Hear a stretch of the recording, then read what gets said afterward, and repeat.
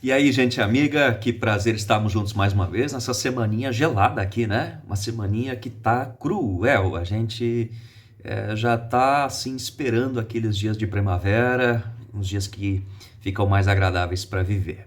Estamos lendo Romanos, que tem esquentado o nosso coração e o propósito da leitura da Bíblia todo dia, todo ano, continua valendo para mim e para ti. Romanos 3:23 diz: o apóstolo Paulo, o seguinte: pois todos pecaram e não alcançaram o padrão da glória de Deus. Ou seja, o apóstolo Paulo nivela todo mundo aqui por baixo. Ele diz que não existe um ser humano, após Adão e Eva, que venha a este mundo limpo, que venha a este mundo sem pecado. Mas mesmo um bebezinho, mesmo uma criança que ainda não sabe falar, mesmo uma criança que sabe falar, mesmo um idoso que já passou toda a sua vida, mesmo um idoso que já passou a sua vida. Por que ele diz isso? Por que ele fala isso? Porque ele está falando para uma igreja em Roma. Roma, a capital do antigo império, era uma cidade muito grande, muito forte, muito famosa.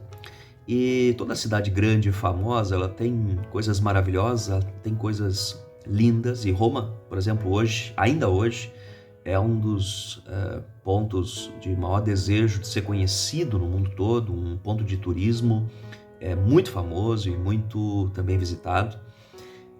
Mas como toda cidade tem suas coisas bonitas, ela tem também suas coisas terríveis. A gente sabe que a crueldade em Roma era demais, a violência. A maioria dos imperadores eram mortos por oponentes que eram muito próximos deles. Amigos que viravam oponentes em torno do poder. Nós sabemos que também as famílias, a lascívia, a libertinagem, todas essas questões de vida e moralidade eram muito grandes. Tanto o apóstolo Paulo vai dizer no capítulo 1 de Romanos que as pessoas trocaram a ordem natural das coisas. Enfim, sem mais delongas, os judeus olhavam para esse povo e diziam: Deus não pode amar essas pessoas, não tem jeito, elas são terríveis, elas cometem e praticam coisas que são impossíveis de serem perdoadas. O apóstolo Paulo vai olhar do ponto de vista de Deus e vai dizer que, na verdade, nem judeus, nem romanos, nem gregos, ninguém é melhor do que ninguém. Todos pecaram. Mas, ao mesmo tempo, essa é a chave, este é o evangelho, todos foram igualmente assim amados e receberam a chance do perdão dado na cruz por Jesus, que morreu e substituiu todos nós lá na cruz diante do Pai. Qual é a diferença? É que nós, por nossas mãos, não conseguimos receber perdão. Nós só podemos receber esse perdão. É por isso que ele vai dizer que o perdão foi dado na cruz, derramado por Jesus Cristo. E que diferença isso faz? Não importa o perdão, não importa o pecado cometido. Às vezes a gente tem a tendência de dizer: mas esse pecado aqui, isso não foi nada, isso foi um pecadinho, foi um deslize. Ao passo que a gente olha outras questões e diz: gente, isso aqui foi um pecadão. Isso aqui nem Deus mesmo deve perdoar.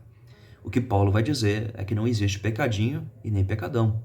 Ele diz que todos nós pecamos em maior ou menor grau e, mediante arrependimento, somos perdoados pelo nome e pelo gesto, pelo ato dado e feito por Jesus. Então, essa é a diferença, esse é o evangelho. É por isso que ele diz que Deus nos tornou justos, condenando o pecado e justificando o pecador que crê em Jesus. Que coisa interessante, né? Parece tão frágil, parece tão simples, parece tão fácil, mas não é nada fácil. O reformador Martim Lutero, ele disse que todo dia ele precisava se converter novamente a Jesus, porque ele acordava, cometia seus pecados e no final do dia ele precisava se confessar e dizer: Senhor, perdão pelo que cometi hoje em pensamentos e ações. Quem sabe é uma dica pra gente. Todo dia dizer: Senhor, eu não alcancei o teu padrão nesse dia, mas eu entendo que tu já me perdoas em Jesus e por isso vivo agarrado nesse perdão, vivo agarrado naquilo que Jesus fez por mim, e esta é a minha identidade. Grande abraço para ti, tenhamos todos nós um ótimo dia, continuamos lendo. Amanhã nós vamos falar mais uma vez sobre Romanos, capítulo número 4. Grande abraço para ti.